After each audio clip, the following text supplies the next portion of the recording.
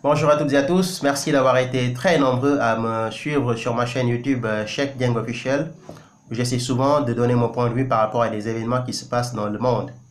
J'ai été là il y a 2 jours pour parler de la Syrie, en disant qu'il y avait une probabilité que les Occidentaux interviennent en Syrie. J'avais expliqué la volonté de ces 3 dirigeants occidentaux que sont Macron, Trump et Theresa May d'intervenir en Syrie. C'est des dirigeants politiques qui ont des difficultés dans leur pays.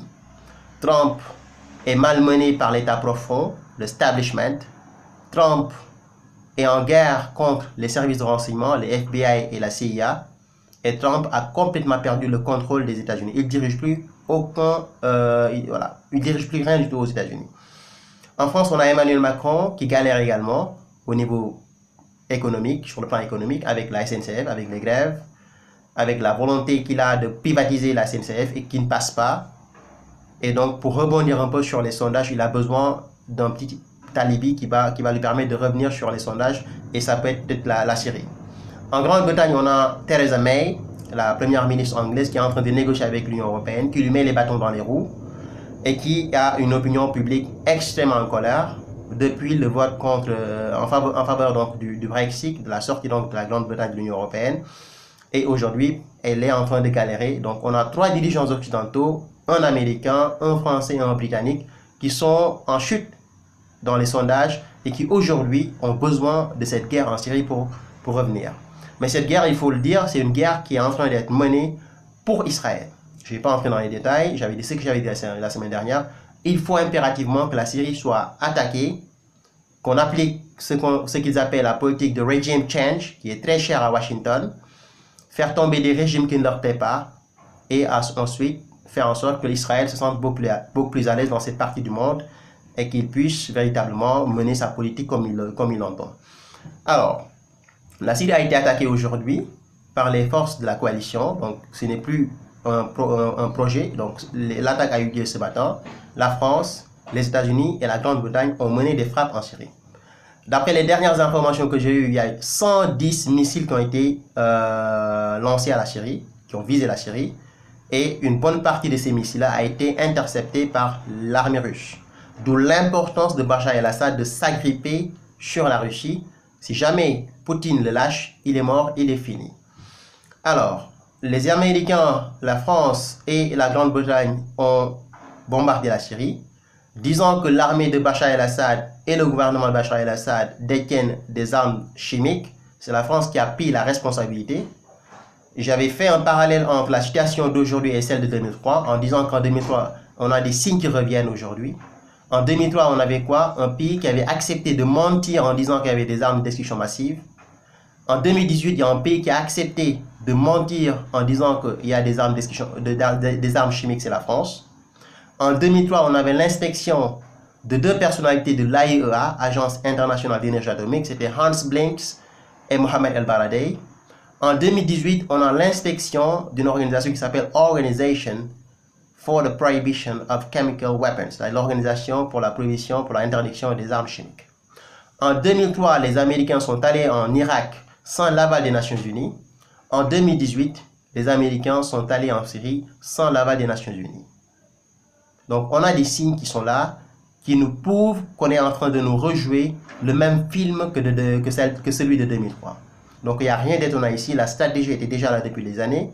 Il faut mettre en place ce qu'ils appellent the regime state, qui a été mise en place par les néoconservateurs de 2003.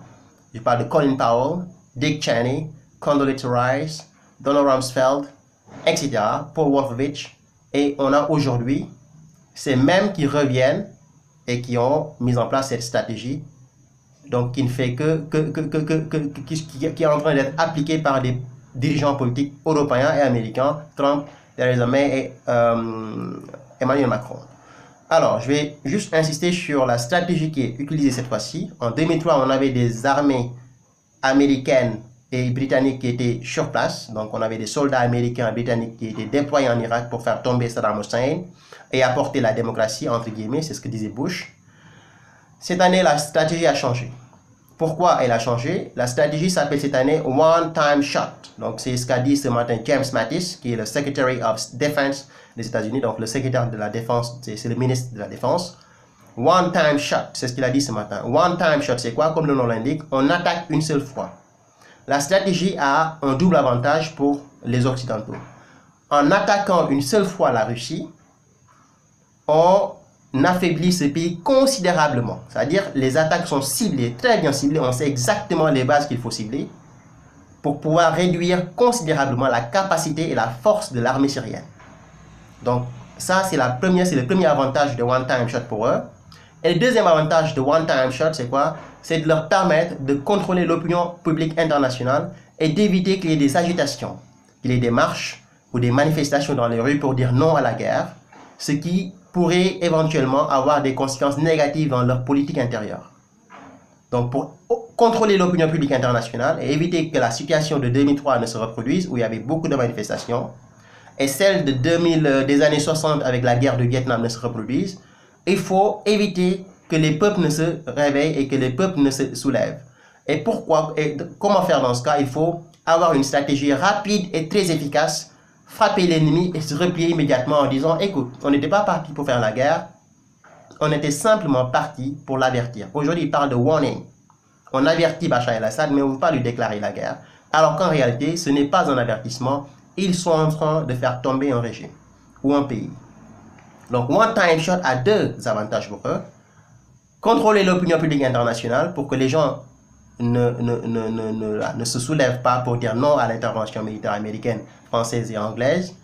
Et le deuxième avantage, c'est que One Time Shot leur permet d'affaiblir considérablement le pays ennemi qui va être visé et dont les structures militaires vont être considérablement détruites. Et quand vous avez One Time Shot 4 fois en 4 ans, le pays est considérablement à terre. Maintenant, il va falloir juste une simple intervention pour pouvoir faire tomber le pays. Donc, quand vous avez One Time Shot une fois par an, si vous en avez 4 fois, ça fait 4 ans par an, c'est fini, Bachar el-Assad est à terre. Donc, voilà la stratégie américaine qui est très dégueulasse, très sale. Et la France a fait une grosse bêtise en se ralliant du côté des néoconservateurs, parce que Macron a dit la semaine dernière qu'il y avait des armes chimiques en Syrie, et que la France avait des preuves qu'il y avait des armes chimiques en Syrie. Donc voilà la situation à laquelle nous assistons aujourd'hui. 3 dirigeants politiques occidentaux qui sont en chute dans les sondages, malmenés dans les sondages, au niveau de leur pays. Trump est a perdu complètement le contrôle des États-Unis, il ne dirige rien du tout. Macron est en train de traverser des moments extrêmement compliqués au niveau de son pays, en France. Et Theresa May est en train également de traverser des situations assez compliquées avec une opinion publique qui est très en colère contre le Brexit et qui pourrait éventuellement se soulever contre elle. Donc voilà la stratégie des Américains. One time shot, on attaque l'ennemi une fois pour l'affaiblir considérablement en visant les cibles qu'il faut viser, en faisant donc tomber, donc en affaiblissant carrément l'armée. Et le deuxième avantage, c'est qu'en faisant des one time shots, on a la possibilité de dire à l'opinion publique internationale: vous n'avez pas besoin de manifester, on est en train de contrôler la situation, c'était juste un avertissement, mais ce n'était pas une guerre. Donc voilà la situation à laquelle nous assistons aujourd'hui. Pour l'instant, difficile de faire des commentaires, on verra ce qui va se passer dans les jours qui viennent, mais j'espère que la situation va s'améliorer et que les Américains qui ont envie de changer le monde à travers des regime change se rendent compte que leur stratégie est dégueulasse et qu'elle ne nous permet pas d'avancer. Au contraire, elle ne fait que créer des situations pires que celles qu'on a connues en Irak et en Libye, et l'intervention ne nous permet pas de régler les problèmes auxquels les peuples font face aujourd'hui. Merci beaucoup et à très bientôt. Au revoir.